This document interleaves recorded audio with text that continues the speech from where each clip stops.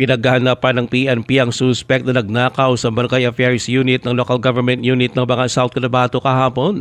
Ayon kay Bangal Chief of Police Lieutenant Colonel Robert Lagitao, natakay ng suspect mula sa nasabing tanggapan ang tatlong mga bag na naglalaman ng pera, cellphone, ID sa iba pa mga personal na gamit. Sinabi din Lagitao na nasa lisihan ng suspect ang mga empleyado na nasabing tanggapan habang dumadalo sa kanilang flag raising ceremony.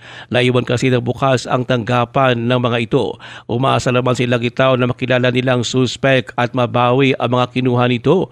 Ito ay matapos makuha na ng CCTV mismo ng Municipal Police Station ang ginawa nitong pagnanakaw. Binibigyan natin ng pagkakataon itong mga kawatan na to, mga salisi na to, kung hindi natin binabantayan yung mga gamit natin. Si Bangal Chief of Police Lieutenant Colonel Robert Lagitao.